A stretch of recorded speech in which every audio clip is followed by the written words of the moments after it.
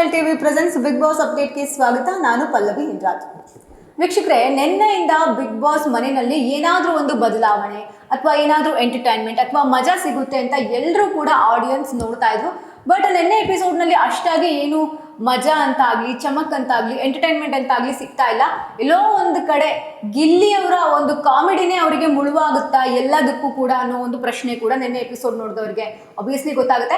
Big boss ನಿನ್ನೆ ಬೆಳಿಗ್ಗೆ ಒಂದು ಪ್ರೋಮೋವನ್ನು ಹಾಕ್ತಾರೆ. ಆ ಪ್ರೋಮೋದಲ್ಲಿ ಒಂದಷ್ಟು ಸಿಚುವೇಶನ್ ಅವರೇ ಕ್ರಿಯೇಟ್ ಮಾಡಿ ಜಗಳ ಆಡುವಂತಹ ಸನ್ನಿವೇಶಗಳು ಕೂಡ ನಡೆಯುತ್ತೆ. ಅಲ್ಲಿ ಬಹಳ ಹೈಲೈಟ್ ಆಗಿದ್ದು ನಿನ್ನೆ ಎಪಿಸೋಡ್ನಲ್ಲಿ ಸ್ವಲ್ಪ ಪರವಾಗಿಲ್ಲ ನೋಡಬಹುದು ಅನ್ನೋ ರೇಂಜಿಗೆ ಇದ್ದಿದ್ದು ಅಂದರೆ ಅಶ್ವಿನಿ ಅವರು ಹಾಗೆ ಜಾನ್ವಿ ಅವರ ಒಂದಷ್ಟು ಮಾತಿನ ಚಕಮಕಿ ಅಂತ ಹೇಳ್ಬೋದು.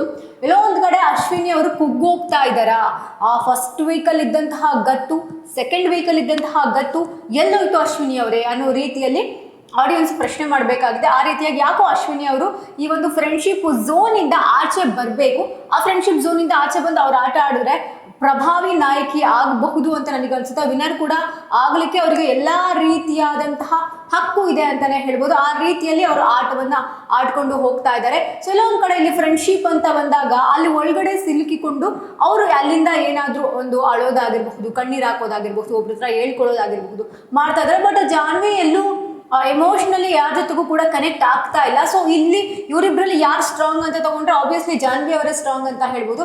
ಬಿಕಾಸ್ ನೋಡ್ಲಿಕ್ಕೆ ಅಶ್ವಿನಿ ಅವರು ಸ್ಟ್ರಾಂಗ್ ಇದ್ದಾರೆ, ಅವರ ಮಾತು ಸ್ಟ್ರಾಂಗ್ ಅಂತ ಅನ್ಸುತ್ತೆ. ಬಟ್ ಎಮೋಷನಲಿ ಅವರೆಲ್ಲೋ ಒಂದು ಕಡೆ ಕುಗ್ಗಿದಾರ ಅನ್ನೋ ಒಂದು ಮಾತು ಕೂಡ ಬರುತ್ತೆ. ಬಟ್ ನಿನ್ನೆ ಒಂದು ಬಿಗ್ ಬಾಸ್ ಗೇಮ್ ಕೊಡ್ತಾರೆ, ಅದ್ರಲ್ಲಿ ಕ್ಯಾಪ್ಟನ್ ಆದಂತಹ ರಘು ಅವರು ಪ್ರಿನ್ಸಿಪಲ್ ಆಗಿರ್ತಾರೆ. ಎರಡೂ ತಂಡವಾಗಿ ವಿಂಗಡಣೆ ಮಾಡ್ತಾರೆ. ಅಂದ್ರೆ ಯಾರೆಲ್ಲ ಕ್ಲೋಸ್ ಇದ್ರು ಅವ್ರನ್ನ ಬೇರೆ ಬೇರೆ ಮಾಡಿ ಎರಡು ತಂಡವನ್ನಾಗಿ ಮಾಡ್ತಾರೆ. ಅದ್ರಲ್ಲಿ ಜಾನ್ವಿ ಒಂದು ತಂಡಕ್ಕೆ ಹೋಗ್ತಾರೆ, ಅಶ್ವಿನಿ ಒಂದು ತಂಡಕ್ಕೆ ಹೋಗ್ತಾರೆ, ಗಿಲ್ಲಿ ಒಂದು ತಂಡಕ್ಕೆ ಹೋದ್ರೆ ಕಾವ್ಯ ಒಂದು ತಂಡಕ್ಕೆ ಹೋಗ್ತಾರೆ, ರಾಶಿಕಾ ಒಂದು ತಂಡಕ್ಕೆ ಹೋದ್ರೆ ಸೂರಜ್ ಒಂದು ತಂಡಕ್ಕೆ ಹೋಗ್ತಾರೆ. ಈ ರೀತಿಯಾಗಿ ಒಂದಷ್ಟು ಡೆವಲಪ್ಮೆಂಟ್ಸ್ ಆಗುತ್ತೆ ಬಿಗ್ ಬಾಸ್ ಮನೆಯಲ್ಲಿ. ಆ ರೀತಿಯಲ್ಲಿ ಬಿಗ್ ಬಾಸ್ ನಾಮಿನೇಷನ್ ಟಾಸ್ಕ್ ಕೊಡ್ತಾರೆ, ನಾಮಿನೇಷನ್ ಟಾಸ್ಕ್ ಕೊಡ್ತಾರೆ.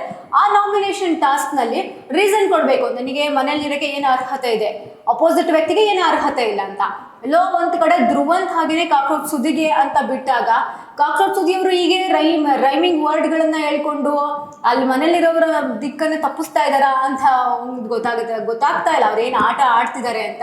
ಬಟ್ ಗೇಮ್ ಅಂತ ಬಂದಾಗ ನಾನು ಫೈನಲಿಸ್ಟ್ ಆದೆ ಹಂಗೆ ಹಿಂಗೆ ಅಂತಾರೆ. ಫೈನಲಿಸ್ಟ್ ಅವ್ರು ಯಾರಿಂದ ಆಗಿದ್ದು ಅನ್ನೋದು ಕೂಡ ಇಂಪಾರ್ಟೆಂಟ್ ಆಗುತ್ತೆ. ಎಸ್ ಹೌದು, ಆಟ ಆಡ್ತಿದ್ದಾರೆ, ಯಾವ ರೀತಿಯಲ್ಲಿ ಆಟ ಆಡ್ತಿದ್ದಾರೆ. ಬಟ್ ಧ್ರುವಂತ್ ಕೂಡ ಆಟವನ್ನ ಆಡ್ತಾ ಇದ್ದಾರೆ. ಧ್ರುವಂತ್ ಸ್ವಲ್ಪ ಎಮೋಷನಲ್ ಆಗಿ ಕನೆಕ್ಟ್ ಆಗೋಗ್ಬಿಟ್ಟಿದ್ದಾರೆ ಮನೆಯವ್ರ ಜೊತೆಗೆ. ಸೊ ಹಾಗಾಗಿ ಧ್ರುವಂತ್ ಮಾತಲ್ಲಿ ನಿನ್ನೆ ಎಲ್ಲೂ ಕೂಡ ಸುಳ್ಳು ಅಥವಾ ಫೇಕ್ ಅಪ್ಪ ನಾಟಕ ಮಾಡ್ತಿದ್ದಾರೆ, ಮುಖವಾಡ ಹಾಕೊಂಡಿದ್ದಾರೆ ಅನ್ನೋ ರೀತಿಯಲ್ಲಿ ಎಲ್ಲೂ ಕೂಡ ವ್ಯಕ್ತನೇ ಆಗಲಿಲ್ಲ. ಬಟ್ ಎಲ್ಲ ಒಂದು ಕಡೆ ಬೇಕಂತ ಸುದ್ದಿ ಅವರು ರೈಮಿಂಗ್ ವರ್ಡ್ಗಳನ್ನ ಚುಚ್ಚಿ ಮಾತಾಡಿ ಧ್ರುವಂತ್ಗೆ ಎಲ್ಲೋ ಒಂದು ಕಡೆ ಎಮೋಷನಲಿ ಕನೆಕ್ಟ್ ಆಗೋ ರೀತಿ ಏನಾದರೂ ಮಾಡಿದ್ರು ಅನ್ನೋ ಒಂದು ಮಾತು ಕೂಡ. ಹಾಗೆ ಅಶ್ವಿನಿ ಅವರು ಜಾನ್ವಿ ಅವರು ಅಂತ ಬಂದಾಗ ನಿಮ್ಮ ಸ್ನೇಹ ನನಗೆ ಕಳಂಕ ಅಂತ ಅಶ್ವಿನಿ ಅವರು ಒಂದು ಪದವನ್ನು ಯೂಸ್ ಮಾಡ್ತಾರೆ. ಅದರಿಂದ ಜಾನ್ವಿ ಅವರಿಗೂ ಕೂಡ ಟ್ರಿಗರ್ ಆಗುತ್ತೆ. ಸೊ ಅವರಿಬ್ಬರು ಮಧ್ಯೆ ಒಂದಷ್ಟು ಕಾನ್ವರ್ಸೇಷನ್ ನಡೆಯುತ್ತೆ. ಎಲ್ಲೋ ಒಂದು ಕಡೆ ಜಾನ್ವಿ ಅವರಿಗಿಂತ ಅಶ್ವಿನಿ ಅವರು ಅವರ ನಿಲುವನ್ನು ವ್ಯಕ್ತಪಡಿಸ್ತಾರೆ.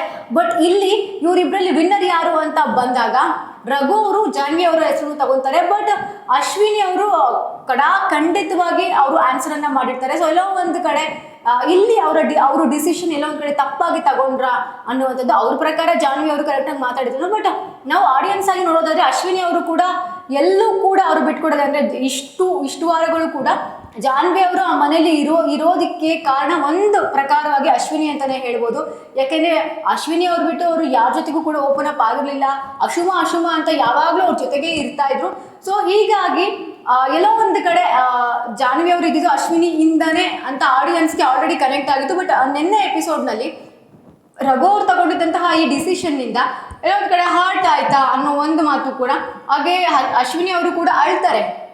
ಸೊ ಆ ನಂತರದಲ್ಲಿ ಮಲ್ಲಮ್ಮ ಹಾಗೆ ಸ್ಪಂದನ ಅವರಿಗೆ ಬಿಟ್ಟಿರ್ತಾರೆ ರಘು ಅವರು. ಸೊ ಏನು ಮನೇಲಿರೋಕ್ಕೆ ನಿಮಗೆ ಏನು ರೈಟ್ಸ್ ಇದೆ, ನೀವು ಯಾಕೆ ಮನೇಲಿರ್ಬೇಕು, ಏನು ಅರ್ಹತೆ ಇದೆ ಅಂತ ಒಂದಷ್ಟು ಪ್ರಶ್ನೆಗಳು ಬಂದಾಗ ಅಲ್ಲೂ ಕೂಡ ಮಲ್ಲಮ್ಮ ಅವರ ಒಂದು ಮಾತು ಸ್ಪಂದನ ಅವರಿಗೆ ಅದಕ್ಕೆ ಏನು ಆನ್ಸರ್ ಮಾಡಬೇಕು. ಅಥವಾ ಇವಾಗ ಅವರಿಗಿಂತ ಸ್ಪಂದನಾಗಿಂತ ವಯಸ್ಸಲ್ಲಿ ಬಹಳ ದೊಡ್ಡವರು ಇವರು, ಅಮ್ಮನ ಏಜಲ್ಲಿ ಇದ್ದಾರೆ.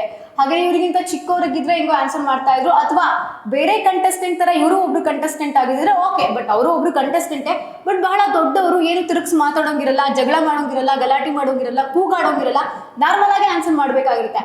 ಸ್ಪಂದನ ಅದನ್ನ ತಿಳಿಸ್ತಾ ಇದ್ರು. ಎಲ್ಲೋ ಒಂದ್ ಕಡೆ ಮಲ್ಲಮ್ಮ ಅವರು ದಿಕ್ಕನ್ನ ತಪ್ತಾ ಇದ್ದಾರಾ ಅಂದ್ರೆ ಇವರೇ ಸ್ಪಂದನನೇ ಒಂದು ಮಾತು ಹೇಳಿದ್ರೆ ಅವರು ಅರ್ಥ ಮಾಡ್ಕೊಳ್ಳೋದೇ ಇನ್ನೊಂದು ರೀತಿಯಲ್ಲಿ ಆಗ್ತಾ ಇತ್ತು. ಸೊ ಇದನ್ನು ಕೂಡ ಬಹಳ ಅಬ್ಸರ್ವ್ ಮಾಡ್ತಾರೆ ರಘು ಅವರು. ಇಲ್ಲಿ ಅವರು ತಗೊಂಡಂತಹ ನಿರ್ಧಾರ ಬಹಳ ಚೆನ್ನಾಗಿರುತ್ತೆ, ಯಾಕೆಂದ್ರೆ ಸ್ಪಂದನ ಅವರ ನಿಲುವು ತುಂಬಾ ಚೆನ್ನಾಗಿದೆ. ಯಾಕೆಂದ್ರೆ ಮಲ್ಲಮ್ಮ ಅವರು ನಾನು ಇನ್ನು ಮುಂದೆ ಆಡ್ತೀನಿ, ಸೊ ಇವಾಗಿರುವಂತಹ ಅವಕಾಶವನ್ನ ಉಪಯೋಗಿಸ್ಕೊಳ್ಬೇಕು. ಇನ್ನು ಮುಂದೆ ಆಡ್ತೀನಿ ಅನ್ನೋದು ಇದ್ದೇ ಇರುತ್ತೆ. ಇನ್ನು ಮುಂದೆ ನಾವು ಬಿಗ್ ಬಾಸ್ ಮನೇಲಿ ಇರ್ತೀವೋ ಇರಲ್ವೋ ಯಾರಿಗ್ ಗೊತ್ತು. ಈ ರೀತಿಯಾಗಿ ಮಲ್ಲಮ್ಮ ಅವರು ಮಾತಾಡಿದ್ರೆ ಬಹಳ ಚೆನ್ನಾಗಿರ್ತಾ ಇತ್ತು. ಬಟ್ ಸದ್ಯಕ್ಕೆ ಇಷ್ಟು ದಿನದ ಮಟ್ಟಿಗೆ ಮಲ್ಲಮ್ಮ ಅವರು ಮಾತಾಡಿದ್ದು ನಿನ್ನೆನೆ, ಅದು ಕೂಡ ಕಡಾಖಂಡಿತವಾಗಿ ಸ್ಪಂದನ ಏನೇನು ಮಾತಾಡ್ಸಿ ಅದಕ್ಕೆಲ್ಲದಕ್ಕೂ ಕೂಡ ತಿರುಗೇಟ್ ಕೊಟ್ಟರು. ಅದು ಕೂಡ ಬಹಳ ಖುಷಿ ಆಯಿತು. ಇದೇ ರೀತಿಯಲ್ಲಿ ಅವ್ರ ಆಟನ ಮುಂದುವರ್ಸ್ಕೊಂಡ್ಬಂದ್ರೆ ಬಹಳ ಚೆನ್ನಾಗಿರುತ್ತೆ. ಸೊ ಹೀಗಾಗಿ ನಿನ್ನೆ ಒಂದಷ್ಟು ಜಟಾಪಟಿಗಳು ಕೂಡ ನಡೆಯುತ್ತೆ ಮನೆಯಲ್ಲಿ. ಗಿಲ್ಲಿ ವಿಚಾರಕ್ಕೆ ಸಂಬಂಧಪಟ್ಟಂತೆ ಆಗಿರಬಹುದು, ಗಿಲ್ಲಿ ಹಾಗೂ ಚಂದ್ರಪ್ರಭಾ ಅವರ ನಡುವಿನ ಮಾತುಕತೆ ಆಗಿರಬಹುದು. ಇದರಲ್ಲೂ ಕೂಡ ಗಿಲ್ಲಿ ಅವರು ಎಲ್ಲೋ ಒಂದು ಕಡೆ ಕಾಮಿಡಿನ ಬಹಳ ಓವರ್ ಆಗಿ ತಗೊಂಡು ಹೋಗ್ತಿದ್ದಾರಾ ಅನ್ನೋ ರೀತಿಯಲ್ಲೂ ಕೂಡ. ಬಟ್ ಬಿಗ್ ಬಾಸ್ ಮನೇಲಿ ಇದೀವಿ ಅಂತಂದ್ರೆ ಒಂದು ಸೀರಿಯಸ್ನೆಸ್ಸು ಇರುತ್ತೆ, ಕಾಮಿಡಿನೂ ಇರುತ್ತೆ, ಅಥವಾ ಅಳುವು ಇರುತ್ತೆ, ಎಮೋಷನಲ್ ಆಗೂ ಇರಬೇಕಾಗುತ್ತೆ. ಬಟ್ ಎಲ್ಲೋ ಒಂದು ಕಡೆ ಗಿಲ್ಲಿ ಎಲ್ಲದಕ್ಕೂ ಕೂಡ ಎಂಟರ್ಟೈನ್ಮೆಂಟ್ನ ಮಿಡಲಲ್ಲಿ ಸೇರಿಸ್ತಾ ಇದ್ದಾರಾ ಅನ್ನೋ ರೀತಿಯಲ್ಲಿ. ಯಾಕೆಂದ್ರೆ ಅಷ್ಟು ಸೀರಿಯಸ್ ಆಗಿ ಎಲ್ಲರೂ ಮಾತಾಡ್ತಾ ಇರಬೇಕಾದ್ರೆ ಗಿಲ್ಲಿ ಮಾಡ್ತಾ ಇರುವಂತಹ ಕಾಮಿಡಿ ಅಲ್ಲಿ ಕುತ್ಕೊಂಡಿರುವಂಥವ್ರಿಗೆ ಎಲ್ರಿಗೂ ಕೂಡ ಒಂದಷ್ಟು ಮುಜುಗರ ತರ್ತಾ ಇತ್ತು. ಈ ಸೀರಿಯಸ್ ಆಗಿರೋ ಸಿಚುವೇಶನ್ ಅಲ್ಲಿ ಒಂದು ಕಾಮಿಡಿ ಮಾಡ್ತಾ ಇದ್ದಾನಲ್ಲಪ್ಪ, ಆ ರೀತಿಯಾಗಿ ಇದನ್ನ ರಘು ಅವರು ಕೂಡ ಹೇಳ್ತಾರೆ. ಸೊ ಹೀಗಾಗಿ ರಘು ಅವರು ಚಂದ್ರಪ್ರಭಾ ಅವ್ರನ್ನ ವಿನ್ನರ್ ಅಂತ ಹೇಳಿ ಸೆಲೆಕ್ಟ್ ಮಾಡ್ತಾರೆ. ಸೊ ಹೀಗಾಗಿ ಒಂದಷ್ಟು ಡೆವಲಪ್ಮೆಂಟ್ಸ್ ಆಗುತ್ತೆ, ಒಂದಷ್ಟು ಬದಲಾವಣೆಗಳು ಕೂಡ ಆಗುತ್ತೆ. ಹಾಗೆ ಕಾವ್ಯ ಅವರು ಕೂಡ ಮಾತಾಡ್ತಾರೆ, ಯಾಕೆ ನಾನು ಈ ಮನೇಲಿ ಇರಬೇಕು, ನನಗೇನು ಅರ್ಹತೆ ಇದೆ ಅಂತ. ಎಲ್ಲ ಒಂದು ಕಡೆ ರಾಶಿಕಾ ಲಾಸ್ಟ್ ವೀಕಲ್ಲಿ ಕಳೆದೋಗ್ಬಿಟ್ಟಿದ್ರು ಅಂತಾನೆ ಹೇಳ್ಬೋದು. ಸೂರಜ್ ಅವರ ವಿಷಯಕ್ಕೆ ಬಂದಾಗ ರಾಶಿಕಾ ಅವರು ಸಿಕ್ಕಾಪಟ್ಟೆ ಚೇಂಜ್ ಆಗಿ ಹೋಗ್ಬಿಟ್ಟಿದ್ದಾರೆ. ಅದೇ ರೀತಿ ರಾಶಿಕಾ ಏನಾದ್ರು ಮುಂದುವರ್ಕೊಂಡು ಹೋದ್ರೆ ಮೇ ಬಿ ಈ ವೀಕ್ ಅಥವಾ ನೆಕ್ಸ್ಟ್ ವೀಕ್ ಅವರು ಮನೆಗೆ ಹೋಗೋ ಚಾನ್ಸಸ್ ಕೂಡ ಇದೆ. ಸೊ ಅದು ರಾಶಿಕಾಗೆ ಯಾಕೆ ಅರ್ಥ ಆಗ್ತಾ ಇಲ್ಲ. ಸೂರಜ್ನ ಬಿಟ್ಟು ರಾಶಿಕಾ ಥರ್ಡ್ ವೀಕಲ್ಲಿ ಸೆಕೆಂಡ್ ವೀಕಲ್ಲಿ ಹೇಗಿದ್ರು ಆ ರೀತಿಯಾಗಿ ಆಟನ ಆಡ್ಕೊಂಡು ಹೋದ್ರೆ ಖಂಡಿತವಾಗ್ಲೂ ರಾಶಿಕಾ ಫೈನಲಿಸ್ಟ್ ಅಲ್ಲಿ ಇದ್ದೇ ಇರ್ತಾರೆ ಅಂತಾನೆ ಹೇಳ್ಬೋದು, ಟಾಪ್ 6 ಅಲ್ಲಿ. ಯಾಕೆಂದ್ರೆ ಅವರಿಗೆ ಆ ಎಲ್ಲ ಅರ್ಹತೆ ಕೂಡ ರಾಶಿಕಾ ಆಗಿದೆ. ಬಟ್ ಸೂರಜ್ ಜೊತೆಗೆ ಕ್ಲೋಸ್ ಆಗಿದ್ದಾರೆ, ಎಲ್ಲವೂ ಇರಲಿ. ಬಟ್ ಗೇಮ್ ಅಂತ ಬಂದಾಗ, ಟಾಸ್ಕ್ ಅಂತ ಬಂದಾಗ ತನ್ನನ್ನು ತಾನು ಎಲ್ಲೂ ಕೂಡ ಬಿಟ್ಕೊಡ್ಬಾರ್ದು. ಹಾಗೆ ಮನೆಯವ್ರು ಎಲ್ಲರ ಜೊತೆಗೂ ಕೂಡ ಇದೇ ರೀತಿ ಇದ್ರೆ ಬಹಳ ಚೆನ್ನಾಗಿರುತ್ತೆ.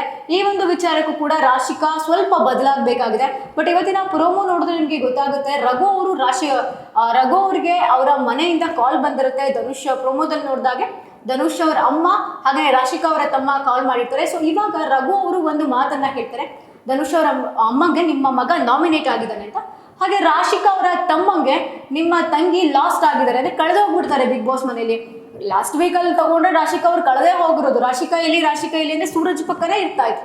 ಸೊ ಹೀಗಾಗಿ ಅಲ್ಲಿಂದ ಅವರು ಬದಲಾದ್ರೆ ಈ ವೀಕ್ ಅವರು ತುಂಬ ಚೆನ್ನಾಗಿ ಪರ್ಫಾರ್ಮೆನ್ಸ್ ಏನಾದರೂ ಕೊಟ್ಟರೆ ಅವರು ಮುಂದುವರಿಸ್ಕೊಂಡು ಹೋದರೆ ಆಟನ ಬಹಳ ಚೆನ್ನಾಗಿರುತ್ತೆ. ಸೊ ಗೊತ್ತಿಲ್ಲ ಇವತ್ತಿನ ಎಪಿಸೋಡ್ನಲ್ಲಿ ಯಾವ ರೀತಿ ಸಿಚುವೇಶನ್ ಬಿಗ್ ಬಾಸ್ ಕ್ರಿಯೇಟ್ ಮಾಡಿದ್ದಾರೆ, ಮನೆಯಿಂದ ಕಾಲ್ ಬಂದಿರೋರಿಗೆ ಯಾವ ರೀತಿ ಅವರ ಮನೆಯವರ ರೆಸ್ಪಾಂಡ್ ಇರುತ್ತೆ. ಎಲ್ಲೋ ಒಂದು ಕಡೆ ಜಾನ್ವಿ ಅವರು ಕೂಡ ಎಮೋಷ್ನಲ್ ಏನಾದರೂ ಆದ್ರ. ಸೊ ಈ ಒಂದಷ್ಟು ಪ್ರಶ್ನೆಗಳು ಕೂಡ ಇದೆ.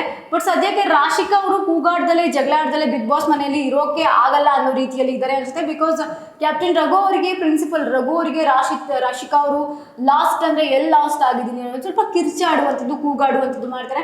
ಬಟ್ ಅದು ಅವಶ್ಯಕತೆ ಇರಲಿಲ್ಲ. ಅವರು ಕೂಲಾಗಿ ಮಾತಾಡ್ತಾ ಇದ್ದಾರೆ. ಈ ಕಡೆಯಿಂದ ಹೆಚ್ಚಾಗಿ ಕಿರ್ಚಾಡೋದು, ಜಗಳ ಆಡೋದು ಸ್ಟಾರ್ಟ್ ಆಗಿದೆ. ಸೊ ಏನು ಸಿಚುವೇಶನ್ ಅದು ಅಂತಲೇ ನಾವು ಇವತ್ತಿನ ಎಪಿಸೋಡ್ ನೋಡಲೇಬೇಕಾಗುತ್ತೆ. ಇದಾಗಿತ್ತು ಈ ಹೊತ್ತಿನ ಸ್ಪೆಷಲ್. ನೋಡ್ತಾರೆ ನ್ಯಾಷನಲ್ ಟಿವಿ.